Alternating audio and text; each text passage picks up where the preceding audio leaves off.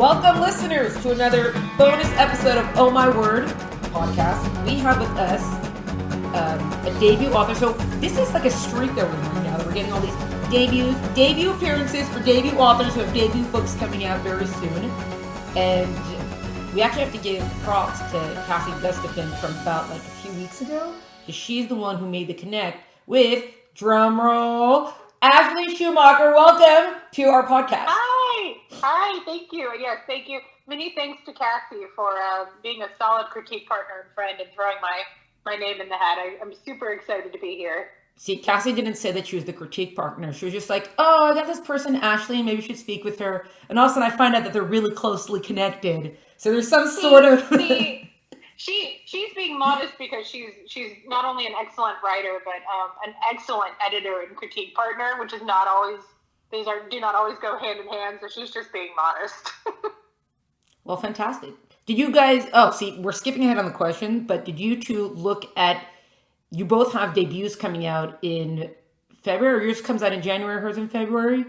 Mine comes in February. I believe hers is, Bad Critique. Or March, Bad maybe. Critique Partner Award. I think it's June or July. Oh, yeah, you're right. Yeah, you're correct. It's July. Sorry, that was bad on my part also, because I spoke with her about that. Anyways. Pandemic time. Time doesn't matter in a pandemic. Yeah, there you go. Your debuts that are coming out, did you read each other's debuts and critique on those, or you became critique partners after that?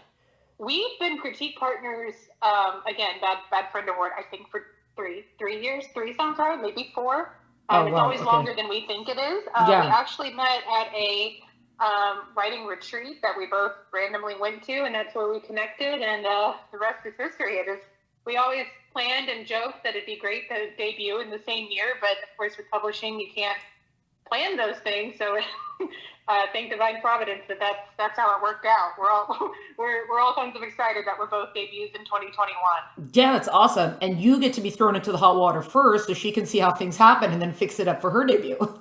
Right. I'll be the boiled frog that's like, come in, the water's fine. Yeah. Bubbles. Fine. Now it's fine at least. Yeah. Okay, great. So let's go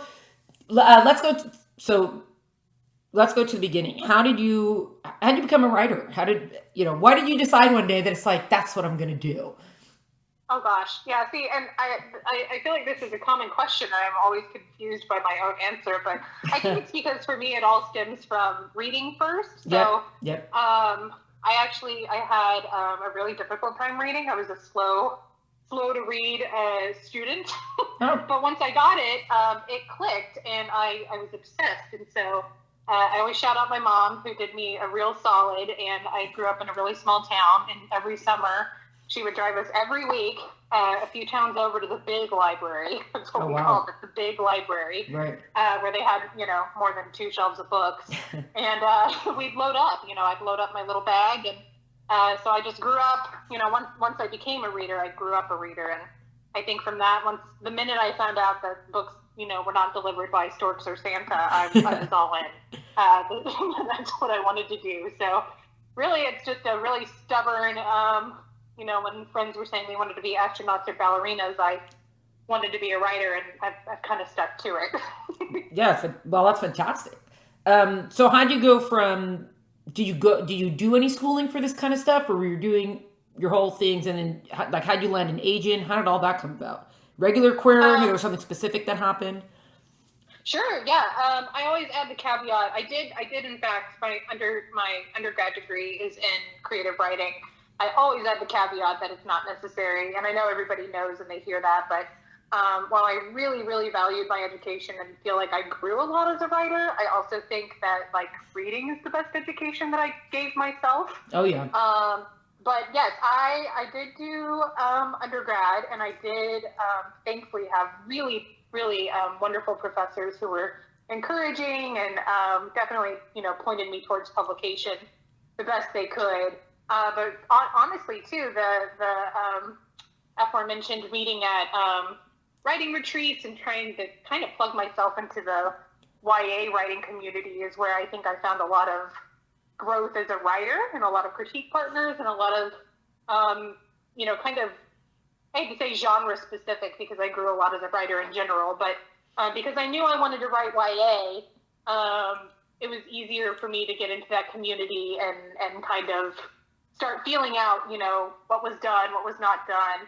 A lot of agents are much more, I feel like it's becoming more like this, or becoming more and more, I guess, niche. Like they have the one or two things they represent. Yeah. And so the more I got into the YA community, the more I was able to get an idea of what agents were active and successful in that community. And that's where my agent is Tao Lei. That's where I started being introduced to, hearing her name. And I read some of the books that she reps and loved. And she's just, she has a wonderfully diverse list, which I really appreciated and wanted. And she's great. So that's how I heard about her. My querying journey was unfortunately kind of boring. I had probably a list of 30 or so agents that I would like to work with, and Tao was, at the top of that list. And thankfully, she saw something in Amelia, which is the book I queried, Amelia Unabridged, and she repped me, and we sold it. And it's in between there was a lot of research and hard work, but kind of an uninteresting. You just got to throw yourself in the query trenches and hope for the best type thing. So yeah, that's kind of the overall journey. Was big reader, and then determined to be a writer, and really the writing community and finding critique partners, I think, was kind of what switched from being just kind of not amateur, because I really do believe that anybody who writes is a writer. But I guess when I turned my head towards traditional publication, that was the deciding factor, was having critique partners and kind of mentors that were willing to be brutally honest about what needed to be done in my work. Yeah, for sure. So this is just to might be a repeat, but this was regular querying that got you your agent, not like I know someone who knows someone recommended me sort of thing. No. I knew nobody, and in fact, that's something. I guess that's like not that anybody asked. So that's a piece of advice I throw out. There are a lot of things available, especially in my category, in my kind of YA realm, that are really helpful. But I know that I personally went to a bunch of these workshops and kind of signed up for a lot of these online. They have like consults with editors and consults with agents and that kind of thing. Right. And I think those have their place and are really helpful. But I also know that in the back of my mind, I kept thinking, this is how I'm going to make a connection, and this is how I'm going to get into the industry. And that does happen. I'm not saying it doesn't happen, but I really do think for the most part, most debuts, most newly represented authors are still found in the slush pile. And so I may or may not have put my hopes in a lot of different baskets that, while helpful for my overall understanding of the industry or my own work, did not get me any closer to finding representation in the way that I thought it would. Right. I thought it would be. I thought it was very much a game of know someone, and it really truly isn't. It's is your work ready? Is that particular agent or that particular editor looking for your work right now? A lot of moving pieces, but other than making the best book you can, not a lot you can do otherwise, unfortunately. Yeah. Well, that's actually good for people to hear, because I think a lot of people do think you need the connections to make it. And then so much of it, like you said, is just about the timing. Like, are they looking for this right now? So exactly. And and I guess, unfortunately, fortunately, as most things in publishing are a double-edged sword. It's kind of, sometimes you wish you could, do something to kind of make it easier on yourself, or make more if the name of the game was just more connections, I love talking to people. That would have made my life a lot easier. But it turns out that it really is just very subjective and very time oriented, and that's unfortunately the name of the publishing game. Yeah, exactly. Yeah, that's it. That's what it is. Yeah, exactly. And then why were you said that you specifically want to try YA? Was there a very specific reason that you went for it, or you just kind of, you found that your voice just worked for that kind of age group? So for me, I had read, for a while in college, I actually thought I was going to lean adult literary fiction, just because that's kind of, I'm on the very cusp of YA was not a thing when I was growing up. Yeah. Twilight came out like right at the beginning of my high school experience, so I'd already been reading. I think most readers do read up. So by the time YA was kind of more established as a genre, or a genre worth noting, and when they started kind of, for lack of a better word, bloating the industry with all these YA books, which is great. I wish they had done it sooner so I could have grown up with that. But anyway, by the time I was conscious enough to know that I wanted to write and kind of started thinking what I was going to write towards, YA had just become a thing. And I should side note, I loved Twilight. I know not everybody did, but I loved it. And I did start reading more YA once it came out. But I guess because I'm going to be a writer was already percolating in my brain. It was not an automatic, I'm going to be a YA writer, right? Even though I totally enjoyed what I was reading. And I hesitate to say there was one specific moment where I said I wanted to be a YA writer. But if you want to credit something, I read Jandy Nelson's I'll Give You the Sun, and it balanced everything I loved about adult literary fiction. And I thought she just used literary devices in such like a accessible, beautiful way.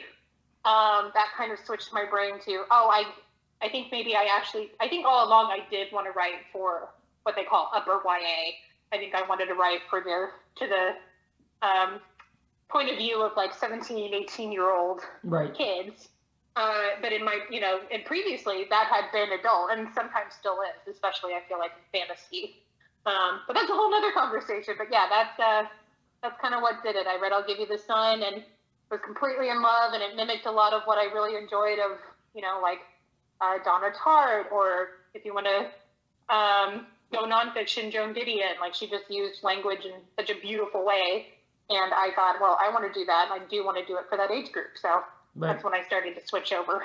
Oh, nice. Well, there are so many books now that they kind of sneak into YA, even though like the character is like 1920, because I guess new adult isn't really still established outside of romance.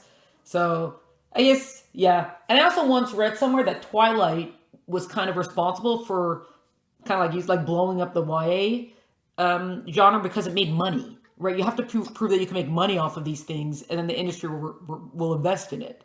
So, because I also grew up without so much, YA was not such a category when I grew up. So many of us who were readers in high school, we skipped to adult books. So exactly, yeah. I read far too many adult books far too early, and part of that was lack of YA, but also, again, small town library that was, the high school library was actually the public library, so it was not curated just for high schoolers. It was so I had access to adult books at far too young an age, and read me. I say too young. I think that a lot of things went over my head, but yes, there was not really an in between. You were either in Narnia or in A Wrinkle in Time, or all of a sudden, if I hear one more author get interviewed who said they did Flowers in the Attic in junior high, I always weep for them. I'm like, this is my story. Tell my story. Oh, jeez. Oh, man. Okay. Okay, cool. So you got all this down, and then from what Cassie said, from what I've seen from your book description, which we'll get to that in a second, it seems that you're kind of in this category now of what she was calling like trauma literature. So, which is dealing with, I guess, with death or something really impactful like that, and dealing with that sort of stuff. So, Amelia Unabridged, if you want to give a short recap of what that's about, and then we could, we'll tie that with what I just said. Sure. Yeah. I am. All authors have strengths and weaknesses, right? Mine is that I will never be able to pitch my book in an elevator type way. That sounds. Yep. That sounds engaging. Thank God. This is the true reason I went traditional publishing, is I knew that marketers and publicists were much smarter than me. But Amelia Unabridged, it's about a girl who loses her best friend, and this is on the copy. It's not a spoiler. It happens very quickly in the beginning of the book. And from there, she's just kind of trying to fit into the usual expectations of how she thinks the rest of her life is going to go, which she was already struggling with before her friend died. But then in the wake of her friend's death, of course, makes everything more difficult. Yeah.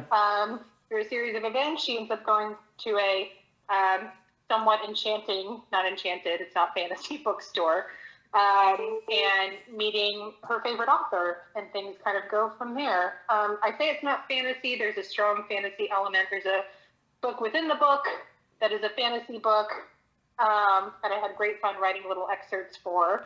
But yeah, the fact that she's dealing a lot with the grief of her friend for the entirety of the book, and some of the other characters that are introduced along the way that have grief and trauma that they're working through on their own.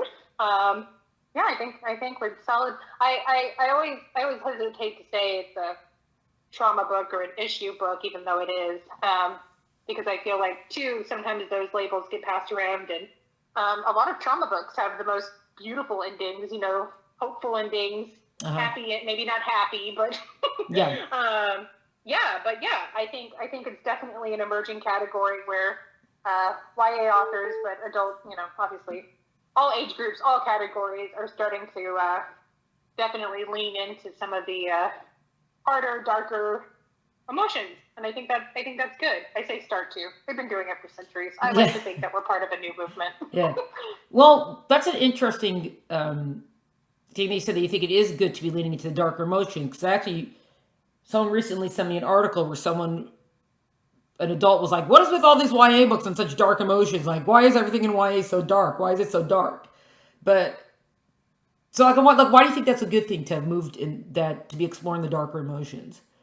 Oh goodness. I think so many people and so many authors have said it way better than I will, and I guarantee you I'm paraphrasing or stealing from some of them, but how are you to know the light, without comparison to the dark? Right. I think particularly in YA, and children's literature in general, middle grade and, all of the above, it's important to show kids that, dark things happen, bad things happen, sad things happen. And, there's a story that comes after, no matter what that story looks like, the dark thing does not define you, and it doesn't define your life.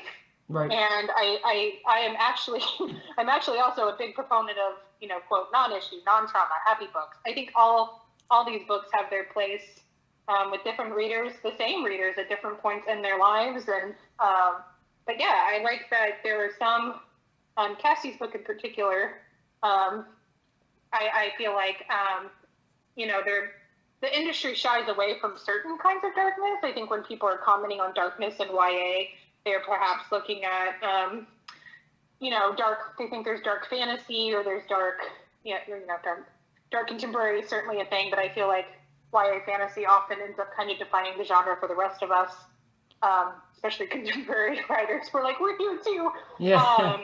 But I think all of these books have their place, and I think happy books are necessary. I think books that look at the things that are not so happy in our world and how we handle them, for good or bad, are necessary. Just a really long-winded way of saying I know Cassie and I's books in particular are not on the onset the happiest things, but I don't think it's a spoiler at all to say that I believe both end with a really heavy dose of hope.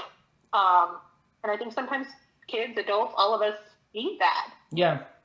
So would you say, well, I mean, you can't really lay down the rules, but if you could lay down the rules, would you say that all these dark issue books, or whatever we're going to call them, that they should end with some sort of hope because if someone is going through that in their life and they're relating to this, then you want to remind them that there's going to be a tomorrow kind of situation? Or is it like, well, everybody do whatever you're going to do? I'm generally a pretty optimistic person, so I'm totally the wrong person to ask. But I think, I also just think that the kind of art of story, the arcs of stories in general, been that way. Yeah, that's true. Shakespeare would really like to argue with me, and before we started recording, Tolstoy got mentioned. He would really like to argue with me. Yeah. But I think, especially when writing for children, for YA and for middle grade, and I think it's important to show a realistic ending. It doesn't necessarily have to be a sunset, prince or princess or whoever into that sunset. Yeah. But I think for me, my own kind of personal creed is that yes, everything will bend toward hope, because I refuse to believe that life does anything different, even when it's gotten really dark. I have to hold on to that. Yeah. That's a good point. So, also just you kind of mentioned it before, so I'm just gonna before we started this, so just bring it up sure. here. You said Amelia Unabridged was not your like original pick for a title, or got changed or Well, something. So, yes and no. So originally it kind of had no title was the problem. I wrote the book. I know a lot of people have the title earlier in the process, but I had actually, that was something I had heard so much about the industry was do not hold on to a title with both hands because so much of that is up to marketing and sales. Right. Don't get attached. And so I didn't overly think about it. In fact, when I sent it to critique groups or workshops or whatever, I would just put Schumacher untitled because I had I had nothing. And so when it came time to query, I know for a fact you can query without a title. You can put untitled, but it looks obviously far more appealing if you have one. And I actually have to give credit to my husband. I had like a list of buzzwords or words that I thought defined the book in some way. And whales are a predominant part, but not an essential part. And they weren't enough of a part of the book to warrant being in the title. I guess they do end up on the cover, but I didn't want it to be confused for like a middle grade book about whales. Like like all of these things. I had all of these thoughts, and none of them would condense into a title. And my husband put together the main character's name, Amelia, and I was trying to think because Amelia is very bookish, and the book is kind of my love letter to books and the people that read them and love them. I had kind of a list of literary or words you would use to describe books, and unabridged was on there. And somehow he came up with Amelia Unabridged. I don't know how, but he gets full credit, and that's what I queried it with, fully expecting it would die along the way. And funny enough, it almost did. My editor, Vicky at Wednesday Books, even said it's probably not going to stick. We'll see what they come up with or what they suggest. And then funny enough, they did a mock-up of the cover, and at the time they still hadn't come up with another title. And it looked so great on the cover that they kept it. Nice. So I was told the whole way, don't get attached, it's going to change. And then lo and behold, it's the oh my gosh, I have to query and I probably need a title is the one that stuck. So publishing. Yeah. And I think Cassie also said that her husband helped her with her title. So it just goes to show that it is who you know in life. It is who you know. It's a very, which is funny because I don't think either of us would describe our husbands as particularly bookish. So I'm like, if that's the one service you do literature, well done, you guys. You did it. You figured it out. Cassie and I were burnt out. You guys came through. Hats off. Good job. Right? Yeah. Oh man. And then, but you also have another book coming out with Wednesday Books, right? You already have the next manuscript is picked up already for, 2022, which is in like forever. Right. Like time has no meaning, but I do know that 2022 is never going to get here. But if it does, and when it does, yes, I have sold my second book, which again, title was announced this way, but another fun fact, just because when they do a book announcement, that's the title they use. It doesn't have to stay that title if marketing decrees it gone. But right now it is titled Full Flight, and that is a book for all of my marching band nerds, which I've discovered the Venn diagram for bookish people and people who were in high school marching band is very nearly scarily a circle, and I'm all kinds of here for it. Yeah. But it's it's a marching band book. It's another book that I think deals with really tough issues, but again, bends toward hope. I'm really excited about that one, but it's also really strange because I'm just now really starting to promote Amelia, and I'm like, oh yeah, I wrote this whole other book that comes out in the distant future. But no, I'm really excited about it. It's strange to have kind of two books that you want to tell the world about, and one of them doesn't come out for some time. Yeah, well, so I guess it wasn't a two book deal then. It was one was sold, and then somehow you sold the second one, even before they even saw what the first one was going to be like. Correct, and so that's another just kind of weird publishing thing that I think differs from editor to editor, imprint to imprint, agent to agent. I did not have a 2-book deal. I sold the first one, and then I loved Wednesday and loved my editor, and begged them to keep me and gave them another manuscript, and they bought it. So thank you, Wednesday Books. Yeah. I'd love to stay. But yeah, it's a strange industry, a strange career to be thinking years in the future, and having written books in the years in the past that you're now having to promote and remember what you said. Yeah, which is not always easy. Yeah. So was the manuscript now for the second book that was already done when you sold Amelia, or once you had sold, you started working on that one? Oh wow. So the second book, in a way, was the book that I set out to write with Amelia, and then Amelia kind of took on a life of her own, and I ran with it. So my second book was kind of the one that, if you'd asked me in college when I did decide I wanted to go YA, which book I was going to be my debut, if I had to say, it would actually be my second book, because that's what I was trying to write. That it came out. I say sideways, and I don't mean that as a bad thing, but it came out in a completely different form. Not at all the book I intended to write. So there was no marching band in Amelia. No, that's funny. Full Flight, I had been kind of pecking at in the background once Amelia was done, and my agent took a partial of it to my editor, and thankfully that's what sold it. So then I had my very first ever write a book on a deadline experience, because Amelia was, of course, fully completed when I queried, and then when it sold. So Full Flight was my first actual finish writing the book on a deadline experience. How did that go? Yeah. That was interesting. I always thought that I would work better to a deadline, and I think in some ways I did. I'm very much a people pleaser, so if I feel like somebody's looking over my shoulder and expecting me to do well, then I will rise to the occasion. Yeah. Leave me to my own devices and like eating Cheez-Its in a corner playing Animal Crossing. So it's good to have good to have accountability. Yeah. The writing to a deadline was interesting. It was a fairly aggressive deadline, which in hindsight I'm grateful for. I actually finished it at the very beginning of March, and then of course pandemic things started kind of unraveling not long after. Wow. So I'm really grateful that the first draft was completed before all of that. Seriously. So I'm a little ahead of the game technically in terms. I mean, obviously that one doesn't come out till 2022, but it was also a little hard because then I had written a book in my mind fairly quickly. And I thought, oh, well, I'll just do that again with a third book, and forevermore. The pandemic did a wallop to a lot of productivity, a lot of creative energy, and my third book is not finished. In conclusion, that's it. But you are already working on a third book now.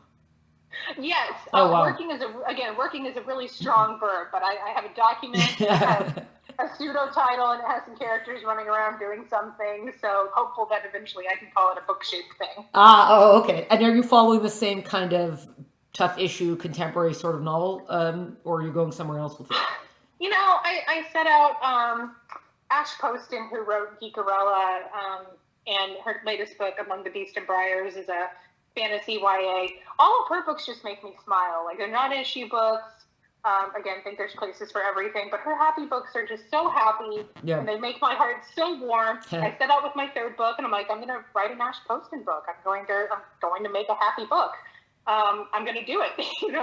Nobody's going to die. Nobody's going to be sad. There will be issues, but they won't be death. And then, of course, within about, a week, I was like, okay, so here's everybody's tragic backstory. Okay, who's going to die? Which of you are going to die? Yeah. Who wants to live? Let's find out. Unfortunately, I don't know if I'm going to. Maybe we can blame the pandemic for that one too. But yeah, my third book I set out to be an entirely happy book. Regretfully, it so far is not shaking up that way. But I do think it. I don't know as if you could. I think a lot more of the kind of trauma happens off page on that one. So maybe I'm getting progressively happier. Maybe that's what's happening. Yeah, that's just your level of getting happier then. Right. I'm like, okay, the pandemic's like maybe, at least we're not at the start of it anymore. Right. Maybe things are looking up. Yeah. Oh, yeah. So we took the trauma off page. Yeah. Right.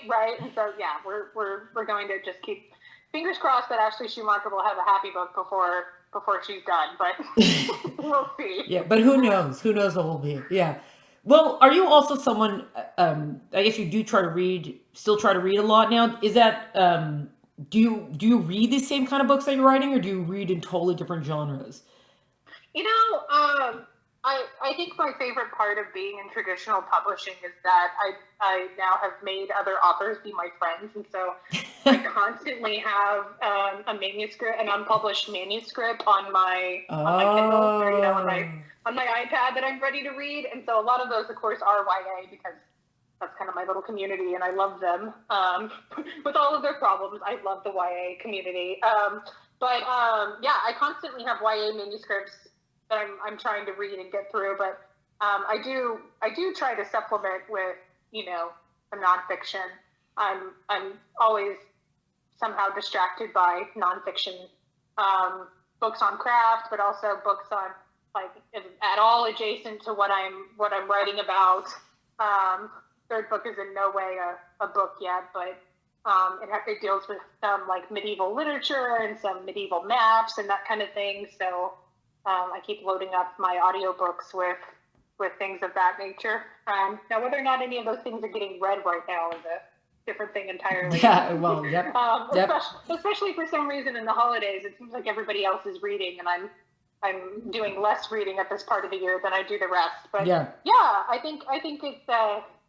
I know some people don't read within the genre they're writing because they don't want others' voices in their head. Yeah. That's never really been the case for me. I don't know if it's because I'm stubborn and my voice is my voice, or if my voice has evolved because of how much I've read within my genre. So yeah, I don't really worry too much about what genre I'm reading at the time. I just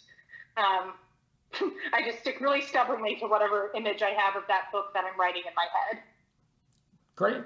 I mean, hey, everybody's got their thing that works for them, so cool. Right? Yeah. Yeah. Does that mean that you did a lot of research also for Amelia Unabridged? You did a lot of research for that as well? I didn't have to do too much research for that. In fact, I'm trying to think if I had to do any research for that. Amelia was weird in that because it wasn't a deadline and because it was my very first book, the writing of it spanned a couple years, arguably longer. It does take place in a fictional town in Michigan. Okay. However, it's heavily influenced. It's just a cover for Petoskey, Michigan, which I got to visit years ago and fell in love with the bookstore there and just kind of the town. And apparently Hemingway did too. So sometimes I just I'm like, Hemingway liked it and I like it. So basically, by yeah, whatever that math property is, I am Hemingway. Yeah. That's not how. Absolutely. Yeah. Yeah. I think that was the extent of my research. Was I'm from Texas. I'm not from Michigan. I visited Michigan once and loved it, but obviously that's just a snapshot, not a. I don't know everything there is to know about Michigan. So right. Anytime there was research done, it was Googling how do people Michigan and going from there. That's pretty funny. Yeah. Well, why did you choose? This is like a total. I just thought of this now. Like, why did you choose to set in a fictional town? I know personally, I don't like setting stuff in real places, but in places that are like reminiscent of other places, just because I know I guess it's just like a thing. So like, why did you choose to do the fictional town? I guess I'm kind of like, yeah, I guess I'll steal your answer. It's kind of a thing. Because of the book within the book and because of my character's kind of point of view and her way of looking at the world, she has a very fantastical view of the world, and a lot of it is through the lens of this book series that she loves. Also, obviously, a fake book series called The Ormond Chronicles, but so much of kind of the characterization of the place was totally invented and totally catered to her love of this particular book series. I wanted it to be a town of my own creation, even if the bones of it were heavily influenced by Petoskey, Michigan. But that northern part of Michigan is just gorgeous.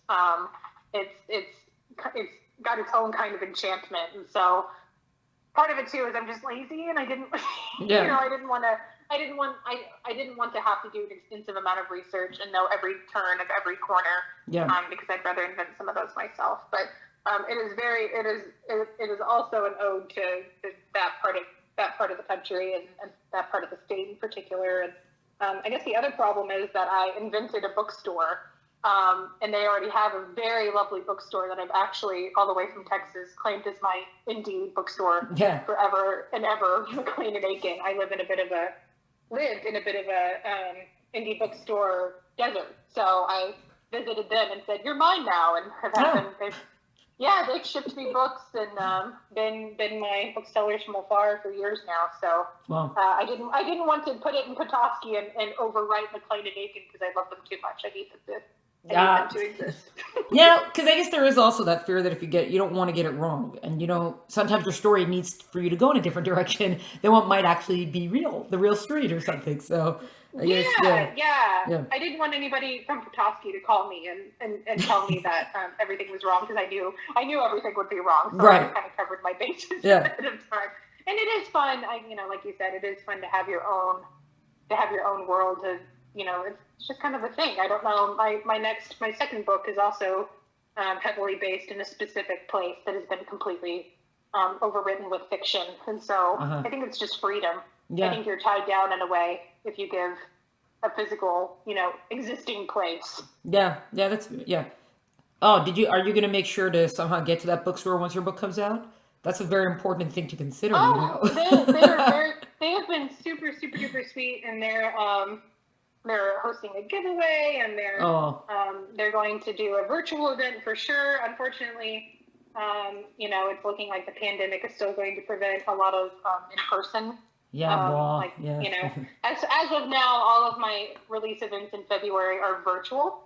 But yes, absolutely. My plan is the minute it's safe to do so, I'm going up to Michigan to visit the kind booksellers in McLean and Aiken, but also just play around in Petoskey again and buy too many books and play too long in the lake, and that's something to look forward to. Yeah, awesome. Toward hope, even the pandemic. Yeah, sounds great. Yeah, sounds perfect. What do you say? Buy too many books and lake. Yeah, okay, got it. Right. Yeah. This is, basically, that's my elevator pitch for Amelia. There's too many books that are purchased, and there's a link, and it's great.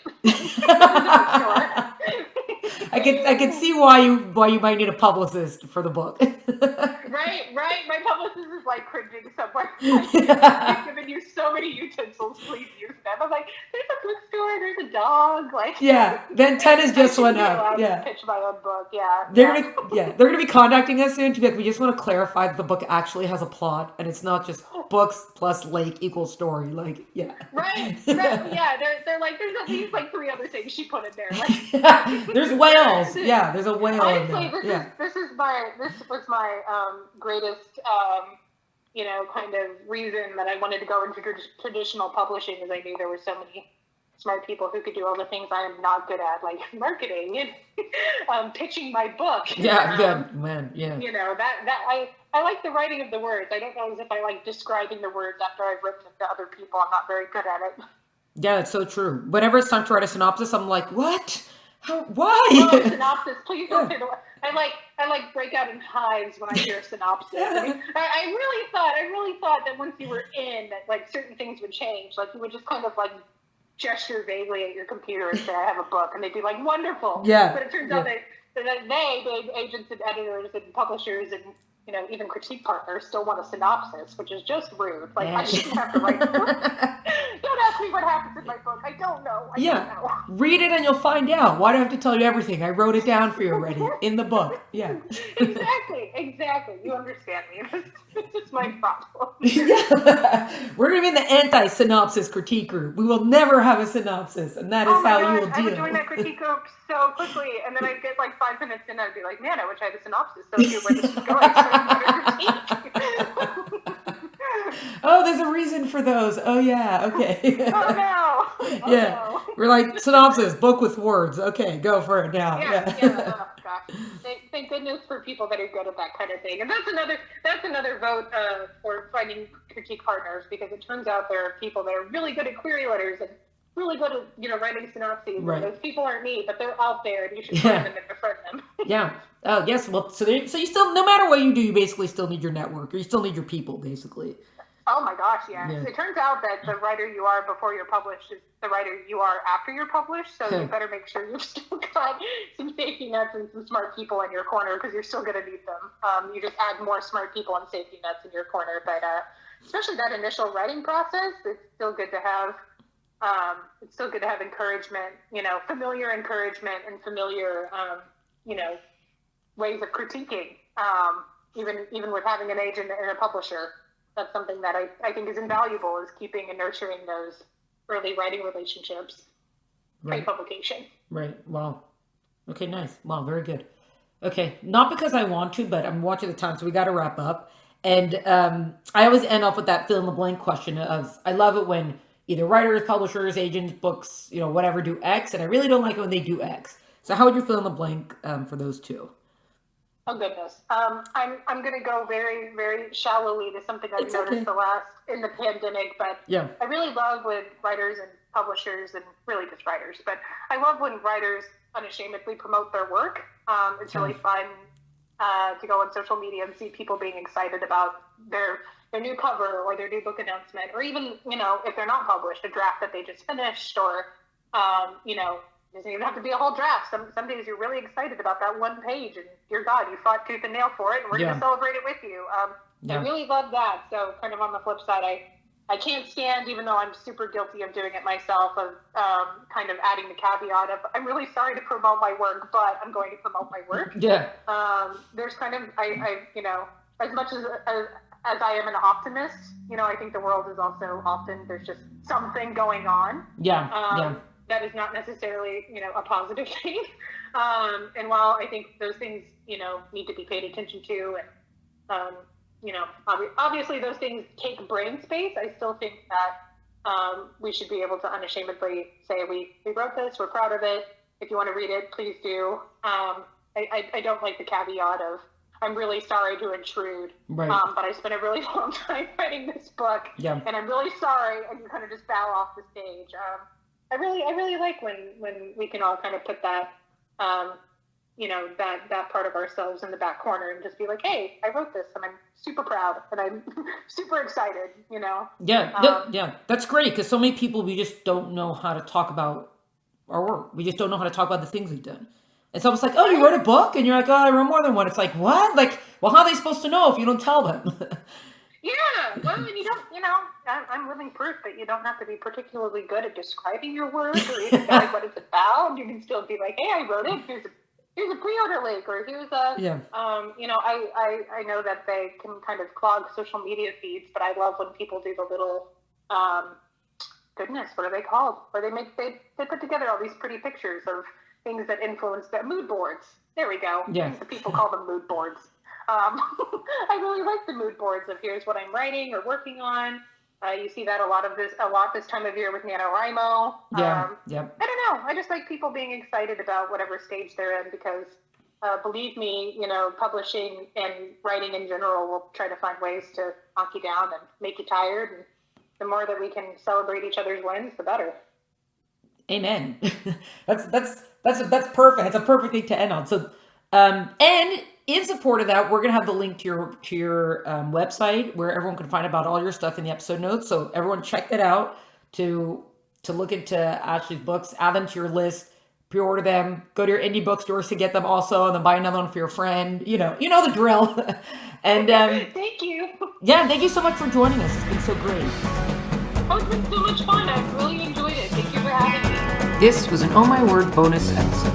To find out more about Ashley Schumacher and her work, please visit the link in the episode notes. To find out more about Oh My Word, please follow us on Instagram at Oh My Word Podcast, or check us out at el10fm.com. Thanks for joining us. Catch you next time.